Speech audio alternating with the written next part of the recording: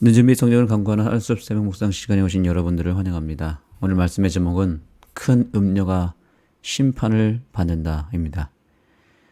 요한계시록에 보면 정결한 여자가 등장하고 또한 음녀가 등장합니다. 정결한 여인은 마지막 때에 진리 교회, 즉 남은 교회를 상징하고 또 음녀는 타락한 교회를 상징합니다. 그런데 사실 교회라고 하는 것을 그 본질을 뜯어보면, 그 본질 속으로 들어가면 교회란 결국 우리 개개인이 교회인 것입니다. 그 개개인이 공동체를 이루게 되었을 때 그것을 교회라고 부르기 때문에 교회는 건물이 아니라 공동체 일원이 바로 교회잖아요. 그러면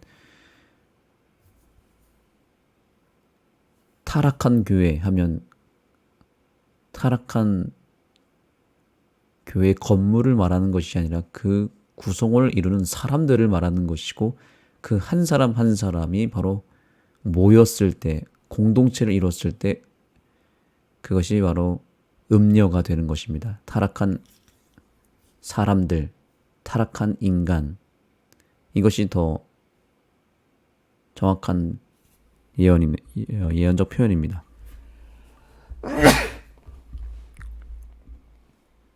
그래서 음녀란 무엇이냐면 타락한 그리스도인, 이것이 더 정확한 일이라고 할 수 있습니다. 정결한 여인은 진리 안에 거하는 또 정결한 그리스도인.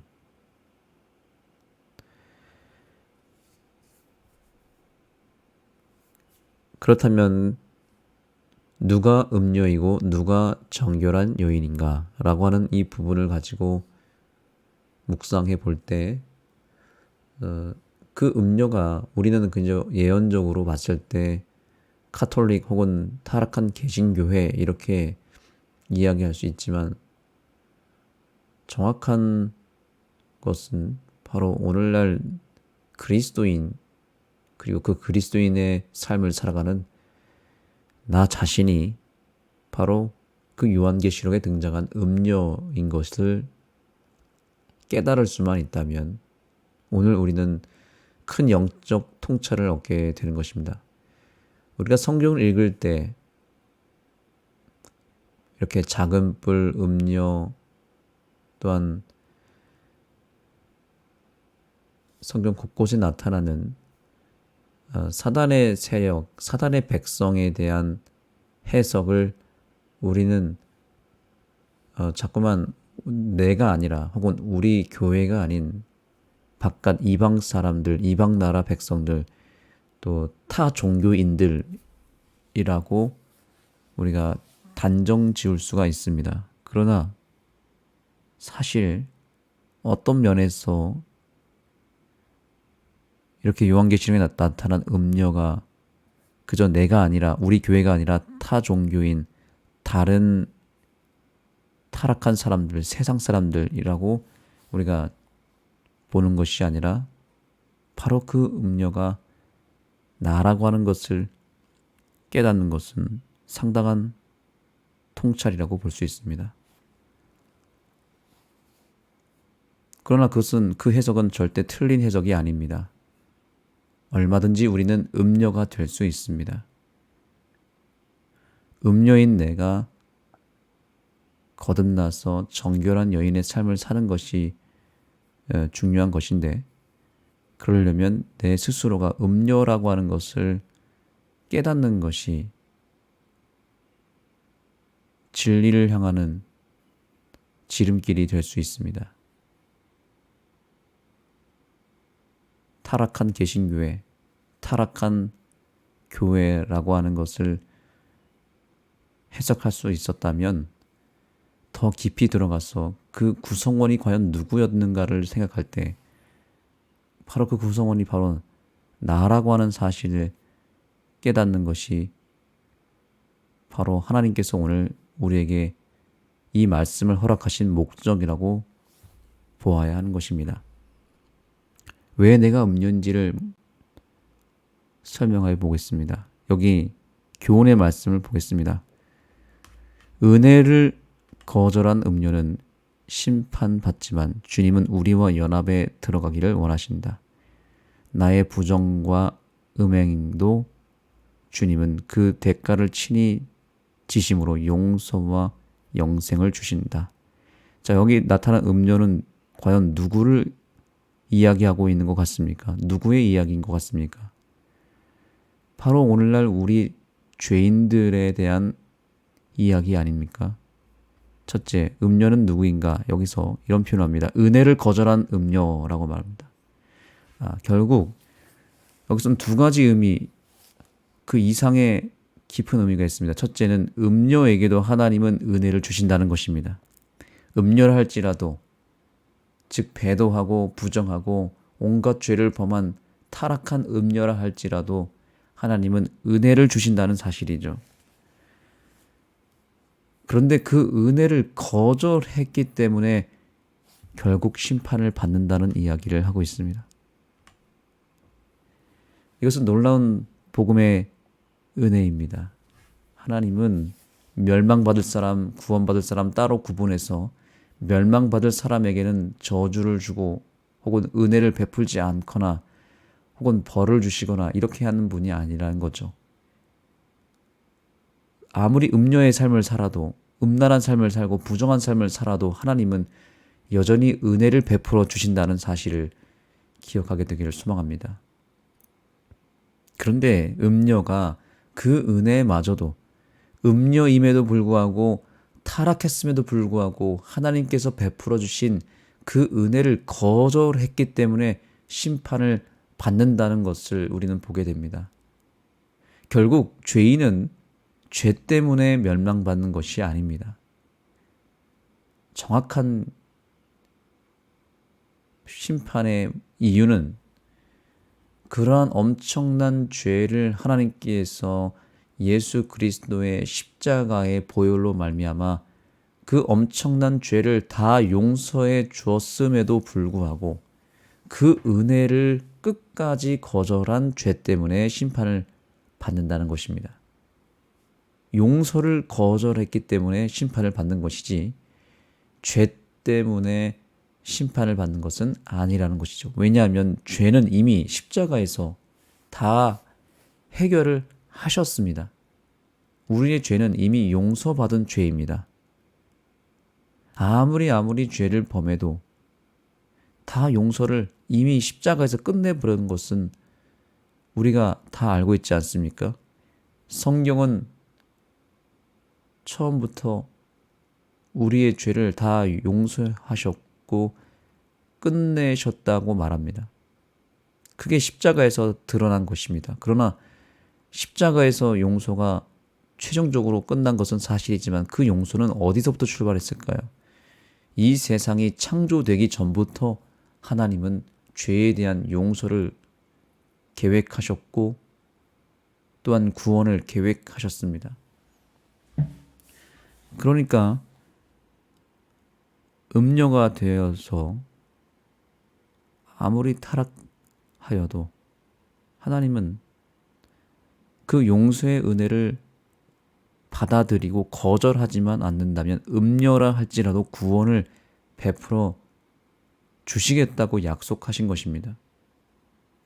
마치 출애굽 당시에 타락한 애굽 사람이라 할지라도 그 유월절 날에 어린 양의 피를 바른 집이라면 애굽 사람이든 혹 심지어 이스라엘 백성들을 괴롭혔던 바로라 할지라도 그 바로가 회개하여 그 용서의 은혜를 받아들이고 피를 발랐다면 바로도 살았고 애굽 사람들도 살았을 것입니다. 실제로 애굽인들 가운데서 구원받은 백성들이 있지 않았습니까? 마찬가지로 오늘날의 음녀라고 해서 다 멸망받는 것이 아니라 하나님은 똑같이 음녀에게도 은혜를 베풀어 주시는데 그 음녀가 은혜를 거절했기 때문에 심판을 받는다는 것을 우리는 기억해야 합니다. 결국 진정한 음녀는 누구일까요? 은혜를 거절한 존재가 음녀입니다. 은혜를 거절하면 음녀가 될 수밖에 없습니다. 더 이상 희망이 없기 때문입니다. 그러나 어떠한 삶을 그동안 살아왔다 할지라도 오늘 이 순간이라도 내가 회개하여 하나님의 이 엄청난 십자가의 은혜를 내가 받아들인다면 우리에게 희망이 있습니다. 주님은 우리와 연합에 들어가기를 원하신다. 나의 부정함과 음행에도 불구하고 제가 좀 전에 말씀드린 내용이 여기 나오죠. 나의 부정함과 음행이 아무리 심지어 크고 정말 이것은 우리 생각에 용서가 되지 않는 죄라 할지라도 그 대가를 친히 지심으로 용서와 영생을 주신다라고 하는 사실입니다. 정말 놀라운 일이지 않습니까? 이 엄청난 사랑을 우리는 다시 한번 이 요한계시록을 통해서 깨달아야 되는 것입니다.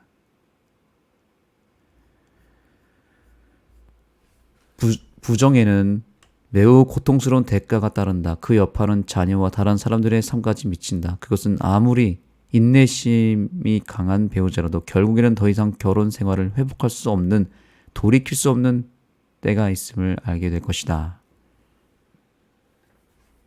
이 부정이라고 하는 죄, 이것은 남녀간의 관계 속에서는, 부부의 관계 속에서는 음란의 죄라고 볼 수 있습니다. 그러니까 내 배우자를 사랑해야 될 책임과 의무가 있는 남편이 혹은 아내가 그 배우자가 아닌 다른 존재에게 몸과 마음을 바치게 된다면 그것은 엄청난 부정이고 음란함이고 그것은 용서할 수 없는 엄청난 죄입니다. 불륜이라고 하는 죄는 어쩌면 가장 큰 죄라고 볼 수 있습니다. 남녀 간의 관계 속에서 절대로 용서할 수 없는 죄는 바로 그런 불륜의 죄라고 볼 수 있죠. 이것은 그래서 매우 고통스러운 대가를 치를 수밖에 없습니다. 그리고 그 여파는 당연히 자녀와 다른 사람들에게 미치게 되고 웬만해서는 이 죄가 드러났을 때에는 더 이상 이 결혼 생활을 이어갈 수 없고 가정을 지킬 수가 없습니다. 무너질 수밖에 없습니다. 그래서 아무리 인내심이 강한 배우자라도 결국에는 더 이상 결혼 생활을 회복할 수 없는, 돌이킬 수 없는 때가 온다는 것이죠. 그래서 웬만한 가정들은 다 깨지고 맙니다. 이렇게 불륜의 죄가 드러나게 되면, 이 이성 문제가 터지게 되면 가정은 거의 99% 깨지게 되어 있습니다. 회복이 됐다 할지라도 그건 회복이라고 볼 수 없습니다. 그냥 자녀들 때문에 참고 사는 것이지 용서가 되는 것은 아닙니다. 그래서 이 죄는 정말 무서운 죄이고 돌이킬 수 없는 죄라는 것을 우리는 다 잘 알고 있습니다. 그렇기 때문에 이 마지막 때에 우리가 정말 경계해야 될 죄가 있다면 바로 이 부정함의 죄입니다. 엄청난 고통이 따르기 때문이고, 사단은 오늘날의 가정을 무너뜨리기 위해서 교회 안에서도 이 남녀 간의 문제, 이 부부의 문제를 파고 들어와서 부부 관계를 깨트리고 가정을 파괴시키는 가장 치명적인 죄를 바로 이 부정함의 죄로 꼽고 있습니다. 그래서 참으로 안타깝고 충격적인 사실은 세상은 말할 것도 없고요. 세상은 이미 많은 가정들이 벌써 그러한 배우자의 관계가 깨지고 그래서 성적으로, 이성적으로 이미 타락해 버렸고, 불륜의 죄가 이제는 완전히 보편화되어서 많은 가정들이 그 죄에 빠지는 경우들이 너무나 많습니다. 그런데 문제는 그 죄가 교회 안으로도 들어와서 이제는 교회에 있는 지도자들은 물론이고 평신도들 다 이러한 죄에 노출되어 있다는 것입니다. 그래서 정말 이 문제를 가지고 저희가 철저하게 기도하고 경계하지 않으면 우리가 몸담고 있는 교회에서도 얼마든지 터질 수밖에 없는 문제입니다. 그래서 우리가 이 문제를 가지고 정말 기도를 많이 해야 될 것입니다. 여하튼 그만큼 이 죄는 정말 심각한 죄이기 때문에 나중에는 회개할 수 없는 지경으로 이를 수 있다. 그렇게 보면 되겠습니다. 그런데 여기 저자는 이렇게 얘기합니다. 잃어버린 자들 때문에 마음이 아프지만 이 세상의 죄의 시대 아래서 고통받던 사람들은 마침내 그때가 끝났고 이 세상이 원래 하나님께서 계획하셨던 대로 회복되는 것을 찬양할 수 있다. 이제 다시는 하나님으로부터 멀어지는 일이 없을 것이다. 왜냐하면 우리는 자신을 하나님에게서 분리함으로써 일어나는 파멸에 대해 하나님께서 오르셨다는 것을 힘든 과정을 통해서 배웠기 때문이다. 자, 여기 보시면 잃어버린 자들 때문에, 즉 누구죠? 하나님의 자녀들이죠. 마음이 정말 아프지만 하나님께서는 이 주님의 백성들, 자녀들을 구원하기 위하여 엄청난 인내를 통해서 계속 참고 기다리셨고 버티셨다는 것을 우리는 알게 됩니다. 그러나 여기 보시면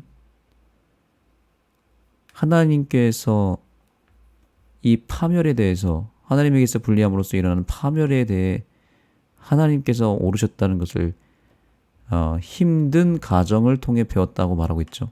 이 힘든 과정이 바로 무엇이냐면 아까 말씀드린 대로 부부 관계가 이미 절단이 나버려서 더 이상 회복이 불가능한 상태의 가정들이 많다고 그랬잖아요. 그런데 그러한 가정들도 깨지지 않고 버티는 이유가 무엇이었다고 그랬죠? 자녀들 때문이라고 그랬습니다. 자녀들이 상처받을까봐 내 배우자가 이미 다른 사람에게 그 마음과 몸이 이미 넘어가 버렸지만 그럼에도 불구하고 그러한 불륜의 죄 안에서도 가정을 지키는 수많은 이 땅에 고통받는 사람들의 그 분명한 이유가 무엇이냐면 바로 자녀들 때문이라는 거죠. 참고 그냥 사는 것이죠. 그런데 하나님도 오늘날 타락한 교회로 인해서 정말 고통을 받고 있지만 하나님이 참고 인내하는 이유는 그러한 고통의 역사 속에서도 구원받을 하나님의 자녀 한 사람 한 사람들을 세우시고 살리기 위해서 참고 기다리셨다는 것입니다. 마음이 아프지만 하나님은 그 고통스러운 과정을 다 견디셨다라는 것입니다. 그래서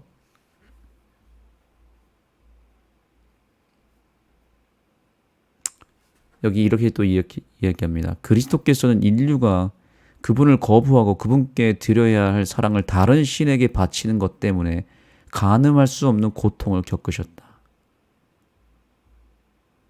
예수님도 영적 불륜의 죄로 인해서 큰 고통을 당하고 있다고 말씀하고 있죠. 오늘날 타락한 음녀는 결국 원래는 정결한 하나님의 신부였고 하나님의 둘도 없는 배우자였는데 이 아내가 왜 음녀가 되었습니까? 하나님을 남편으로 모셔야 되는데 그 남편 대신에 다른 사람에게 그 몸과 마음을 바쳐버린 것이죠. 남편 대신 또 다른 남편을 만들어 버린 것이죠. 남편 몰래 그야말로 바람을 핀 것입니다.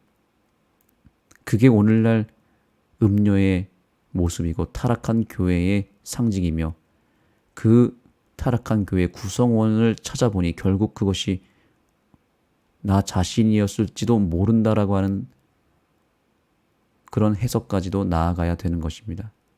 왜냐하면 우리는 수시로 우리의 남편 되시는 예수 그리스도 대신 다른 남편에게 우리의 마음을 주기 때문입니다. 수시로 우리는 세상을 사랑하고 세속적 가치와 세상의 기쁨에 사로잡힌 바 되어서 거기서 빠져나오질 못하고 남편 되신 예수님 잊어버리고 살 때가 얼마나 많습니까? 그리고 세상의 수많은 사람들이 아예 예수님을 인생에서 지워버리고 예수님 곁을 떠나버리지 않았습니까? 바로 그것이 영적 음란의 죄인 것입니다.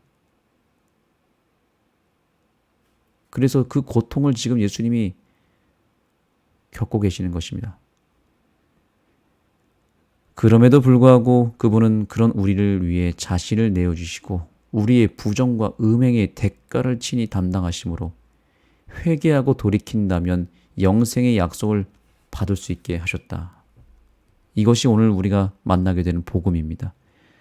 그렇게 우리의 영적 남편 되시는 예수님을 속상하게 만들고 그 가슴을 찢어 놓았건만, 주님은 그럼에도 불구하고 그런 우리를 위해 자신을 내어주셨다는 것은, 이것이 엄청난 복음이죠.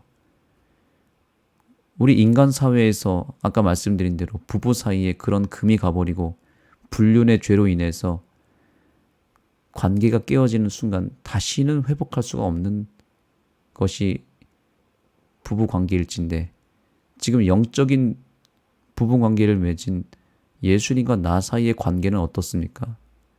우리는 이미 예수님을 등지고 다른 남편을 만났지만 그럼에도 불구하고 예수님은 그런 우리를 위해서 용서의 사랑을 내밀고 계신다는 사실입니다. 심지어 본래 남편인 예수님을 아예 떠나서 지워버리고 완전히 다른 남편, 즉 사탄이 그 남편의 본질이죠. 다른 남편의 본질이죠. 그 다른 남편에게 완전히 넘어가 버려서 돌아오지도 않는 이 아내를 위하여 우리의 남편 되신 예수님은 그 우리의 부정함과 음행을 다 용서하시고 그 대가를 친히 여기 담당하셨다고 말하고 있습니다.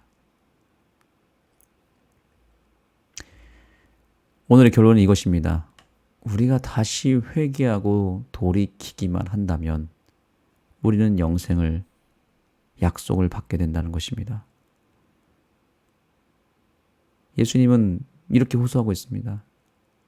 비록 우리의 죄가 너무 크고 우리가 다른 남편을 사랑한 것에 대해서 예수님은 정말 영혼이 찢어질 만큼의 엄청난 상처를 받았지만, 그럼에도 불구하고 우리가 돌아오기만 한다면 받아주겠다고 말하고 있습니다. 지난날의 과거의 죄는 다 잊어버리겠다고 말씀하고 있습니다. 그것이 예수님께서 십자가에서 우리에게 주신 용서의 선물입니다. 여기 다시 교훈의 말씀을 볼까요? 은혜를 거절한 음녀는 심판을 받지만 주님은 우리와 연합에 들어가기를 원하신다. 아멘. 다시 결합하기를 원한다는 것입니다. 절대로 우리와 이혼하기를 원치 않으시고 어쩔 수 없이 이혼할 수밖에 없는 상황이라 할지라도 다시 돌아오기만 한다면 주님은 우리와 이혼하지 않고 다시 결합하기를 원한다는 것입니다. 이 예수님의 절절한 회개의 촉구의 호소를 우리가 진심으로 받아들이고 또한 진지하게 이것을 생각하여서 주님께로 속히 돌아가는 오늘 이 하루가 되기를 간절히 소망합니다. 기도하시겠습니다. 하나님, 오늘 요한계시록에 등장한 그 음녀가 다른 타락한 개신교에 그저 세상에 하나님을 잊어버리고 살아가는 세상 사람들로만 치부하며 살아왔지만 오늘 그 음녀가 결국 나 자신이었다는 것을 알게 해주셔서 감사합니다. 우리는 늘 우리의 남편 되신 예수님 곁에 있는 것이 아니라 종종 남편을 떠나서 다른 것을 사랑할 때가 많았습니다. 남편 대신 다른 존재를 사랑했던 우리들의 그 부정하고 음행한 죄를 주님 용서하여 주시고 다시는 그 죄를 범치 않고 이제는 완전히 주님께로 돌아와 주님의 용서의 사랑을 통하여 내 자신을 깨끗하게 정결하게 하여서 이제는 음녀의 삶이 아니라 정결한 여인의 삶을 우리 모두가 살게 하여 주옵소서. 진정한 회개의 역사가 우리의 가정과 교회에 일어나서 우리의 모든 음행이 지워지고 모든 부정함이 지워짐으로 우리가 정결케 되고 구원받고 주님과의 관계가 회복되는 놀라운 역사를 허락하여 주옵소서. 예수님의 이름으로 간절히 기도드립니다.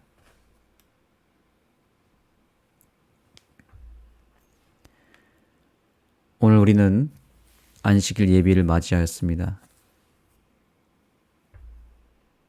오늘 이 아침 우리는 특별히 그동안 영적 음란함에 빠졌던 우리들의 죄를 진심으로 회개하며 혹 영적 음란함을 넘어서 우리가 육적으로도 음란한 죄를 범했다면 주님 앞에 진심으로 회개하며 우리의 남편 되시는 예수님의 품으로 다시 돌아가는 기도의 시간이 되기를 소망합니다. 우리의 온갖 죄, 우리의 온갖 배도를 하나님 앞에 솔직하게 고백하고 더 이상 주님을 배도하지 아니하고 이제는 주님과의 그 끈끈한 관계를 통하여 다시 회복된 삶을 살 수 있도록 주님 앞에 간구하시고 우리의 모든 음란한 죄를 주님 앞에 내어 놓으셔서 오늘 완전한 용서를 통하여 안식일을 맞이하는 귀한 아침이 되기를 소망합니다. 개인기도 하시겠습니다.